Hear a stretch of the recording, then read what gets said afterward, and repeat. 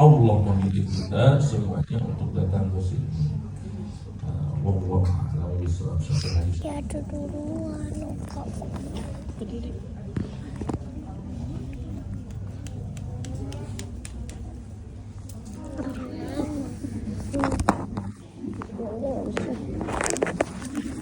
Bukan karena glowing skincare-nya, bukan karena foundation-nya, bukan karena day cream-nya.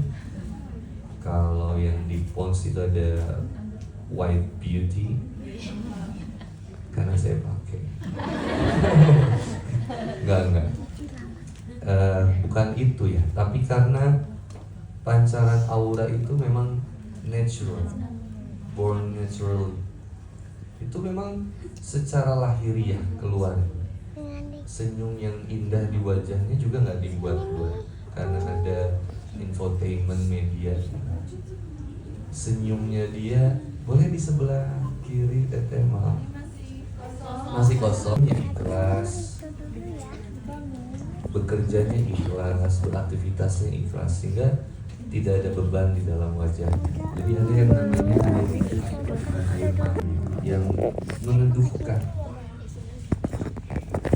dan senantiasa menenangkan. Makanya Nabi itu kalau pulang ke rumah itu tenang ketika melihat wajah Khadijah, itu setengah masalah hilang.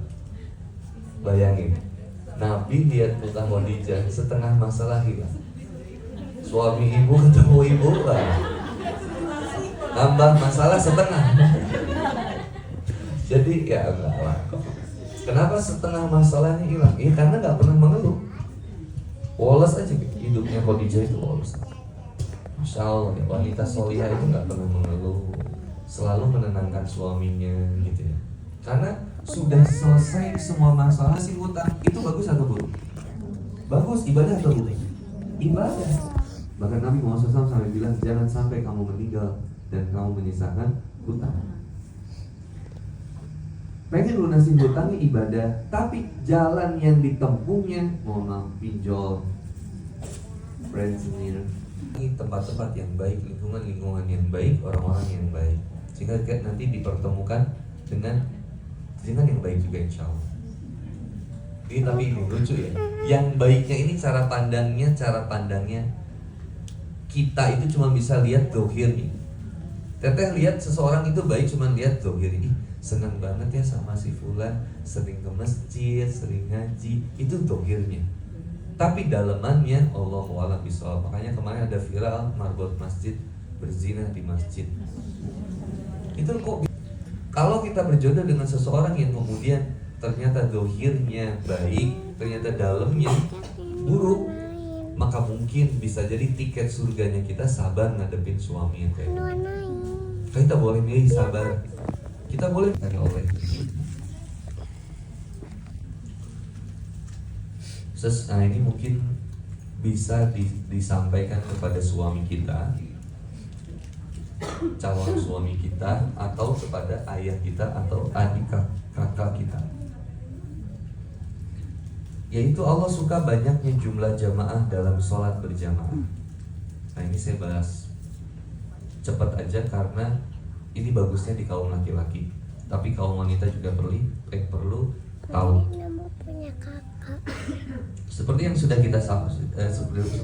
kita ketahui, Rasulullah Muhammad SAW itu pernah menyampaikan, sholatul jama'ati tafdulu sholatal fadl bisab'in wa isrina darajah. Jadi sholat sendiri dengan sholat berjamaah itu ya beda. Maka sholat berjamaah ini keutamanya lebih 27 derajat kebaikan.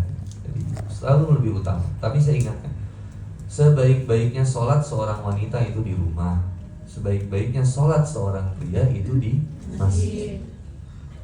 Meskipun wanita itu sholatnya di rumah, tapi dia mendapatkan keutamaan seperti seorang laki-laki yang sholat di masjid. Tapi kalau teteh nanti umroh, jangan diam di hotel. Al-malaikatu tusolli ala ahadikum madama fi musallahu. Jadi sesungguhnya malaikat itu senantiasa mendoakan atau memohonkan ampun untuk. Gak boleh banyak kesel sama orang. Karena apa? Takut dia kena murkanya Allah. Ya kan jangan tega gitu, biarin lah. Makanya tingkat gedeknya ulama. Nah ini ya, mohon maaf. Tingkat gedek itu apa ya? Kesel.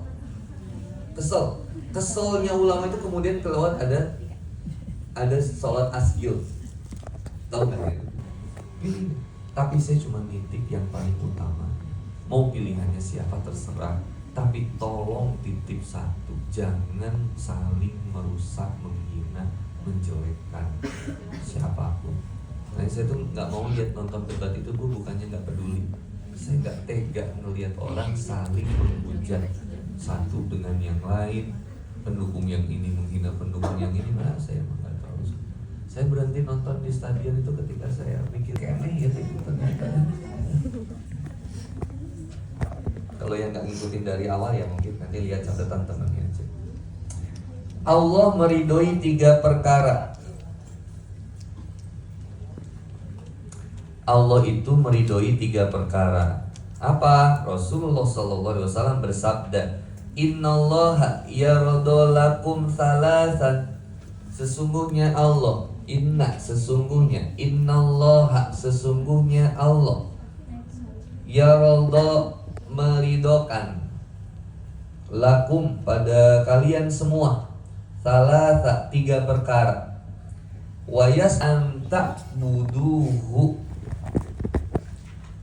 ia meridhoinya, wala tusriku bihi syai'an, dan tidak menyekutukannya dengan sesuatu apapun. Itu yang salah. Yardolakum, jalan cara sesuai. Kalau pengen tahu cara jalannya, ibu harus mengikuti Rasulullah Muhammad SAW. Maka kata Nabi, sholatlah seperti bagaimana aku sholat. Nanti kita belajar nih ke depan. Walaupun nanti papa ada penyampaian secara beberapa fikih mazhab Syafi'i itu begini, Hambali, Hanafi, Maliki begini. Nanti silakan ibu mau pilih yang mana. Saya berdasarkan guru saya, bukan berarti saya fuqaha yang paling ahli. Mau sahabat itu ikut Nabi. Gak semua itu sahabat. Nabi mau ke pasar, ngabring semua sahabat. Ayo. Kadang ada yang membersamain Abu Bakar. Ada Imam Maliki, dari Maliki, mazhab Maliki. Ya kalau lihat ibu di umrah ya, ayo no kikiran lah nanti. Salat Allahu Akbar. Bismillahirrahmanirrahim. Jadi sholat itu gini tangan. Allahu Akbar. Samiallahu liman hamidah. Gini lagi tangan. Ya oke itu jangan ibu sesat sih. Bukan sesat ibu nawen can apal. Terus ada lagi apa? Misalkan duduk. Itu beda-beda juga. Bab niat aja kadang ada yang didohirkan, ada yang usul, ada yang cici. Allahu Akbar. Menyalahkan. Tapi kalau ibu tanya, saya senangnya yang kayak gimana? Kalau saya tuh senangnya apa? Saya tuh senangnya yang kayak gitu ya di rumah aja. Karena Allah sudah memuliakan. Kalau di masjid ya, ibu ada kajian di masjid ya. Ibu lagi head, nggak usah datang. Allah tuh udah memuliakan ibu untuk istirahat.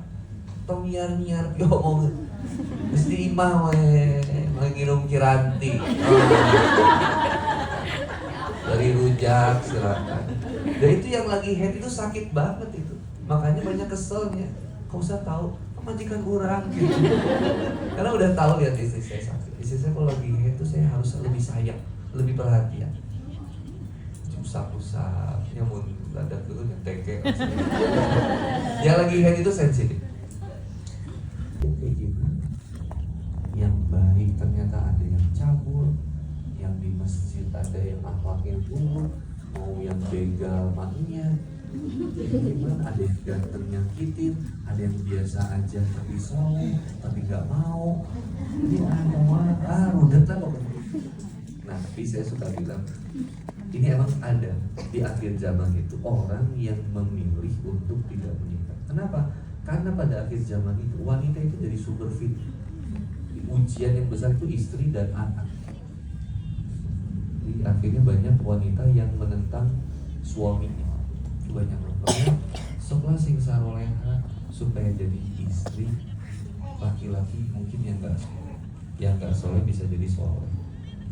Saya tuh suka berharap gitu, teteh itu jadi istrinya nanti yang bakal jadi pejabat, teteh jadi istri wali kota.